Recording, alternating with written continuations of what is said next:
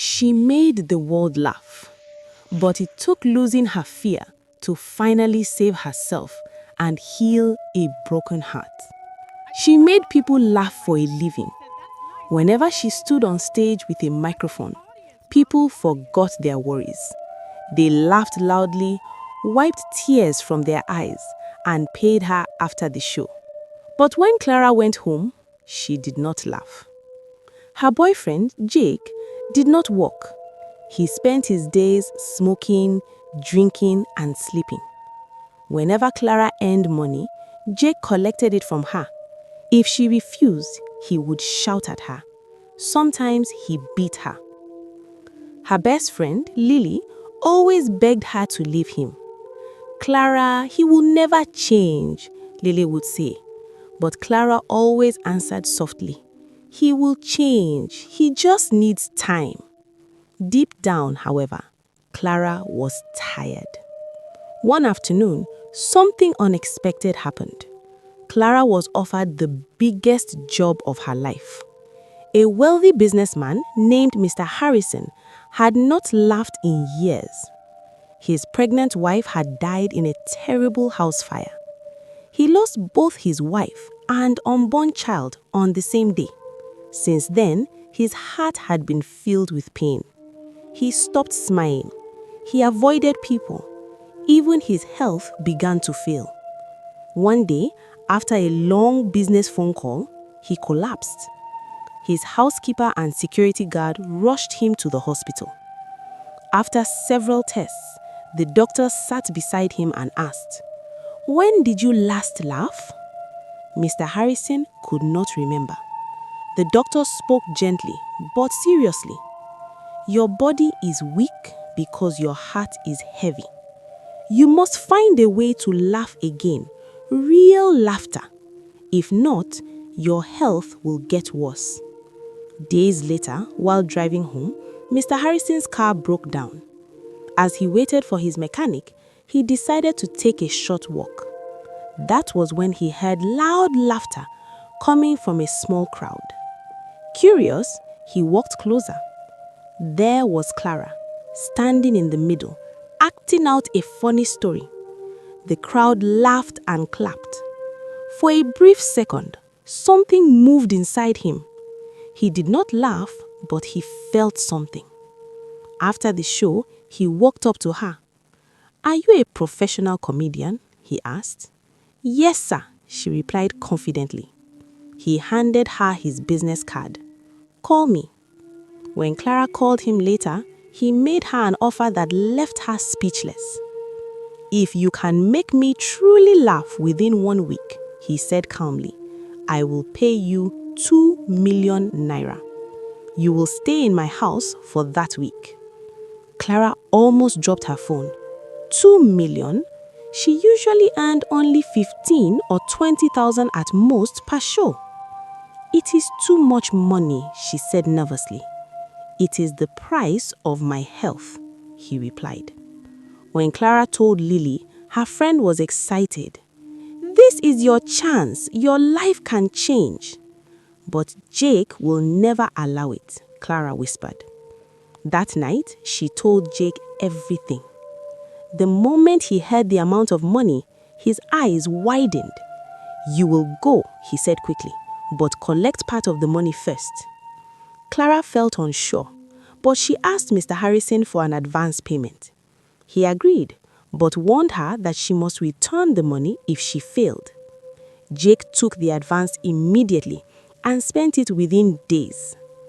Clara moved into Mr. Harrison's mansion to begin her job.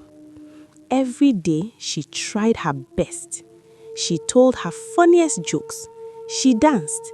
She pretended to trip and fall. She made silly faces. Mr. Harrison's friend, Michael, laughed loudly and often said, "She is hilarious." But Mr. Harrison remained serious. "I feel nothing," he would say quietly. Each night, Clara lay awake in her guest room, afraid. If she failed, she would have to return the money she no longer had. She also feared going back home to Jake's anger. Midway through the week, something happened that changed everything. Jake showed up at the mansion gate. He had already spent the advance money and wanted more.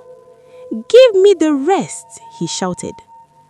"I have not been paid yet," Clara said. Jake began shouting and causing a scene. Clara tried to calm him down, but Jake refused. Then, Clara pushed him slightly and he fell to the ground, surprised. She entered him and beat him up. Jake began screaming and shouting, "Please stop," but Clara did not listen. Clara stared at him on the ground. For years, she had feared him. She had believed he was strong and powerful. But now, as she looked at him lying there shouting, she saw the truth. He was not powerful. She had just been afraid. Something inside her broke. Or maybe something inside her finally woke up. "You beat me for years," she said slowly, "and I allowed it."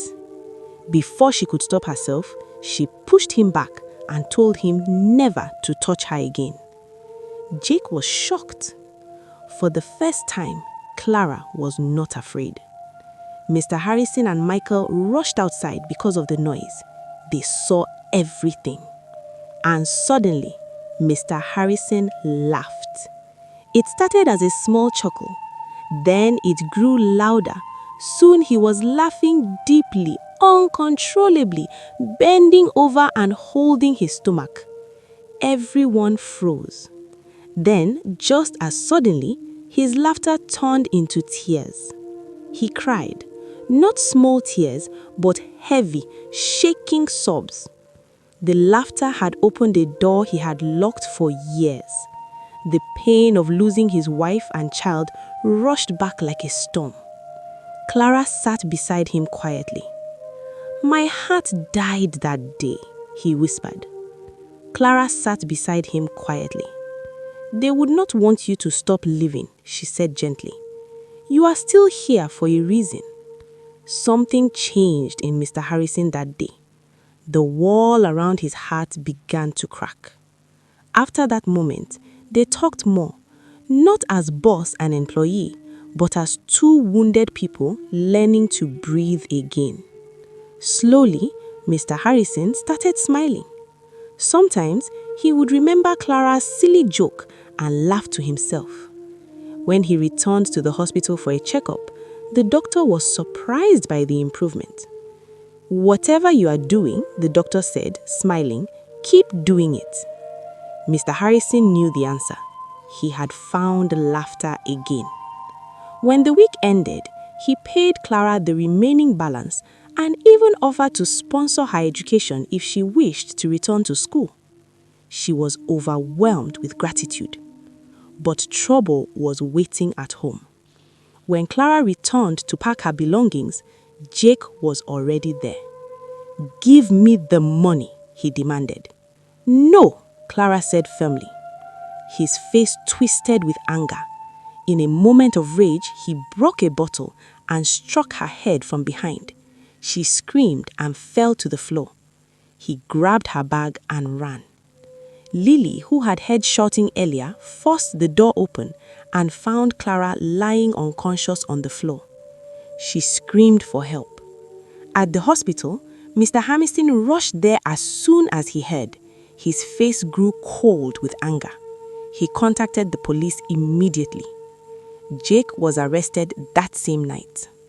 When Clara finally woke up in the hospital after being in a coma for weeks, her head was bandaged, but her eyes were different. She was no longer the scared girl who believed someone else controlled her life. She was free. Months later, Clara stood in front of a classroom as a student again. Mr. Harrison had kept his promise and paid for her education. She still performed comedy on weekends, but now her laughter was different. It was real. Mr. Harrison also continued to recover. He no longer avoided people. Sometimes he would sit quietly, remember Clara's dramatic fall or silly voice, and laugh deeply. Two broken people had helped each other survive. Clara once made the world laugh while she cried inside. Now she laughed with the world, and that made all the difference. Conclusion. Clara's story teaches us something powerful. She spent years making the world laugh while she was hurting inside. She believed love meant waiting. She believed pain meant patience. But she learned that real love does not hurt, and real change begins when you decide you deserve better. By finding the courage to stand up for herself, Clara did more than heal Mr. Harrison. She healed herself. She discovered that laughter is not just a performance. It is freedom. It is strength. It is hope. Mr. Harrison learned that pain doesn't have to be the end of the story. Even after deep loss, the heart can live again. Sometimes, healing begins in the most unexpected moments. In the end, Clara did not just make the world laugh. She learned to laugh too. And that was the greatest victory of all. If you enjoyed this story, don't forget to support the channel.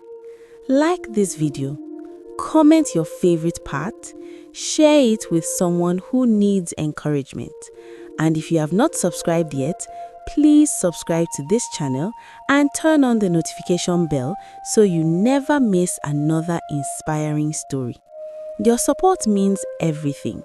See you in the next story. Bye!